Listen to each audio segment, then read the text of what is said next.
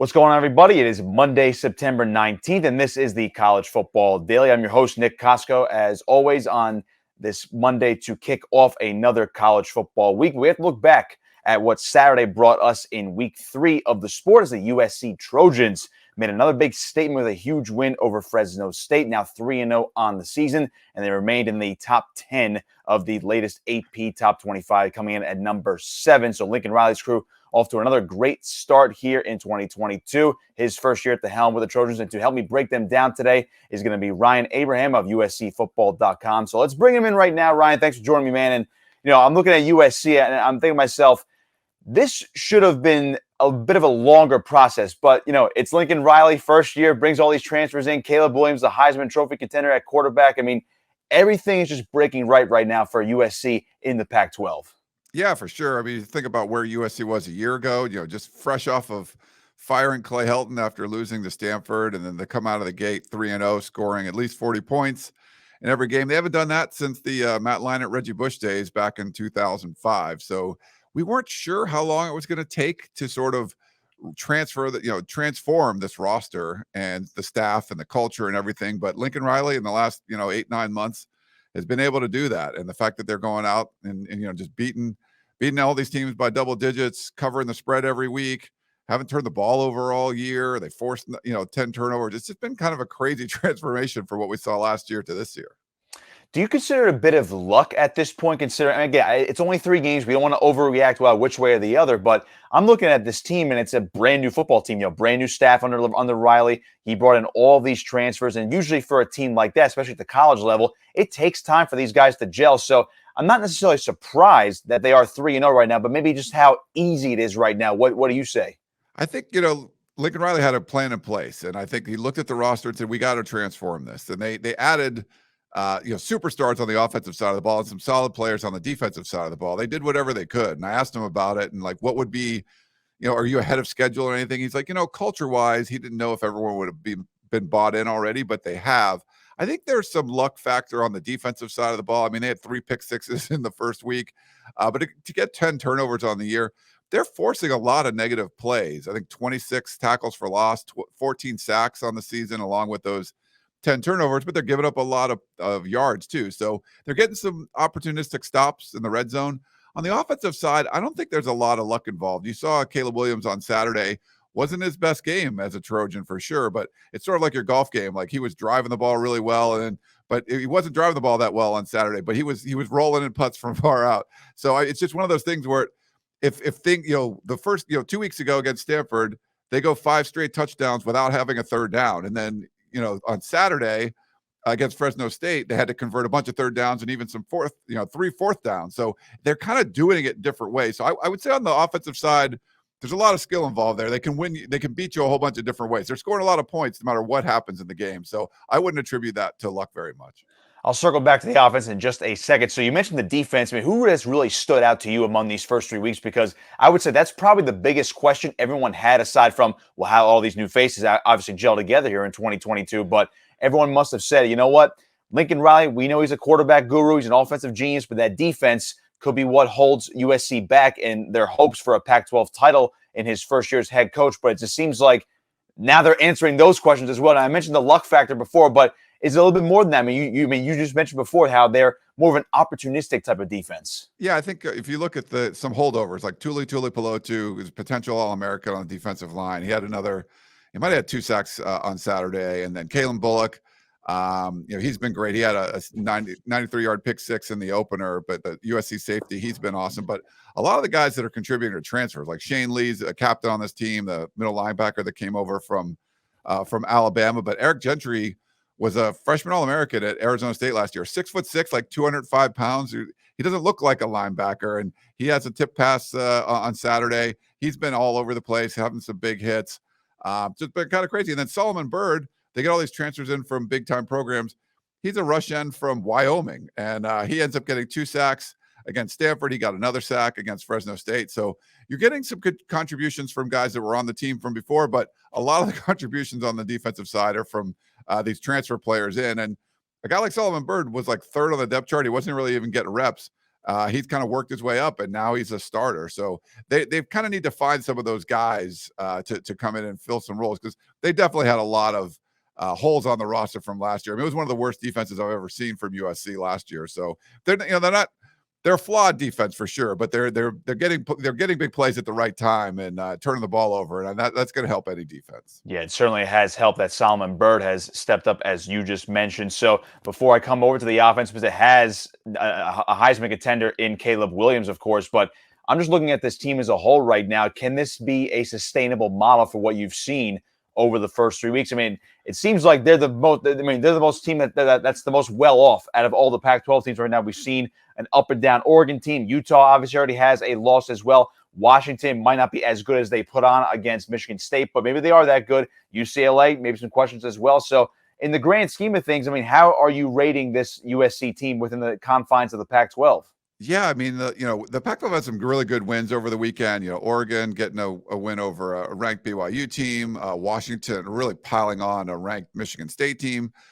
Those two teams USC isn't playing, though, so they don't have to worry about them, at least till the title game. Utah's turned things around after that opening loss to Florida. But the problem is, if you're going to face USC, they've scored on the first drive of every game. I think the first two drives of every game. It might have been three, I don't know. But I mean, they just keep scoring at the beginning of the game, and you're like, you look around, you're like, well, okay, now we're down 14 points. What happens? And I think you're taking teams out of what they want to do. Like a Stanford would love to get a lead and sort of milk it.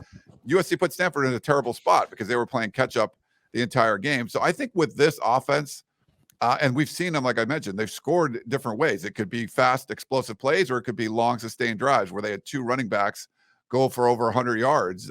Both played for Pac-12 teams last year, but neither one of them were USC, and Travis Dye and Austin Jones. But they can beat you a whole lot of different ways on offense. So I think they're going to have a puncher's chance at every game. That the defense has sort of been up and down. They've been a lot of bend but don't break. So I think they're the favorite in the Pac-12 right now, just because teams throughout college football outside of like maybe Georgia are flawed, and USC certainly has flaws. Lincoln Riley didn't fix everything coming in year one, but they're good enough that they can easily win the Pac-12 this year, which I thought, Utah would kind of be the class of the conference, but I didn't think USC would be as good as they've been. So they got to play Utah on the road. I think it's going to go through that game in Salt Lake City. But right now, the way USC is scoring points, I think they're going to be favored in every game the rest of the way out, and they're already 3-0. So that's going to tell you something.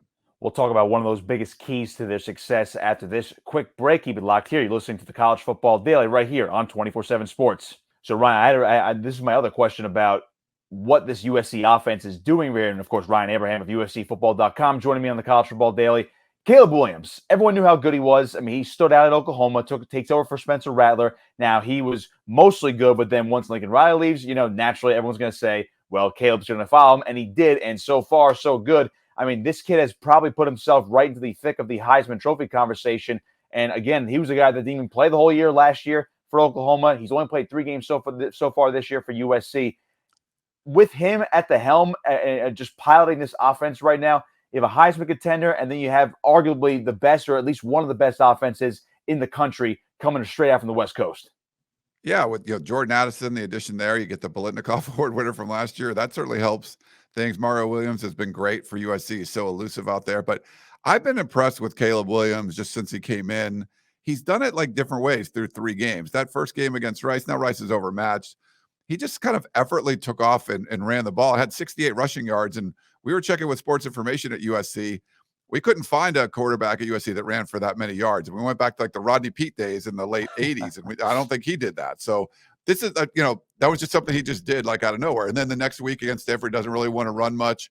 He's throwing the ball at a high percentage all over the place. And then, against Fresno State, he seemed a little rattled in the pocket. USC was down one of their offensive linemen, and he seemed to be maybe kind of rushing in his head a little bit. Wasn't the most accurate guy in the world like we've seen in years. He had more incomplete passes than he did before, but he took off and ran for a couple of touchdowns, converted on 3 fourth downs. And when it was money downs, when it was like 3rd and long, was really delivering the ball and finding receivers. So I've been impressed just because he's done it in different ways each week. So it's like on Saturday, you could say he kind of had an off game and still, it was still really good. They put up 45 points. So it's kind of one of those things where he's just been really impressive. You're not going to be, you don't bring your A game every day. And I think the fact that we saw them sort of have an off night and still was really effective at the quarterback spot, that was really impressive to me.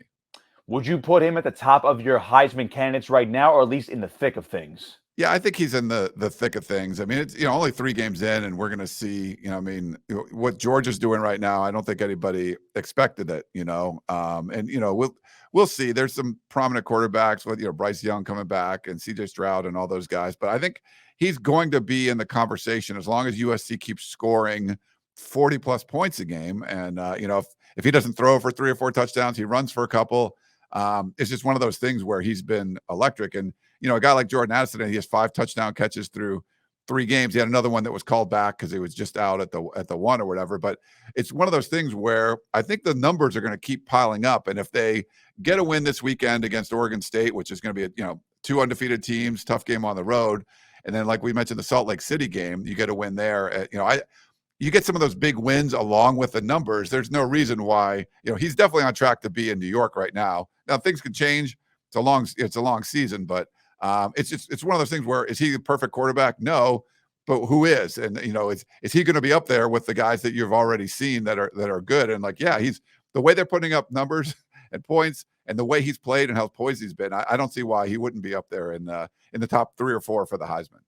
Heck, you mentioned Georgia. Maybe the entire football team is going to be in New York by season's end with the way they're playing right now. So, speaking of Georgia, and it's not a direct comparison of USC to Georgia right now, but we talked about before how the Pac-12 it's an open conference, and it probably does go through Utah right now. But the way USC is playing, I mean, they very well could turn themselves into the favorites even before that game or after the game should they get a win. So then, if you have that on the table, the number 7 team in the country. And once you hear number 7, you're like, well, that's only 3 spots away from a college football playoff spot once the rankings come out later this season. So when I'm looking ahead, and I hate to look too far ahead because we're only a quarter way through the season, but in your mind, is this a USC team, year 1 under Lincoln Riley, that could actually say, you know what, we can win the Pac-12, 11-1, 12-0, and be in, or excuse me, 12-1 or 13-0, and be in the college football playoff by the end of the season?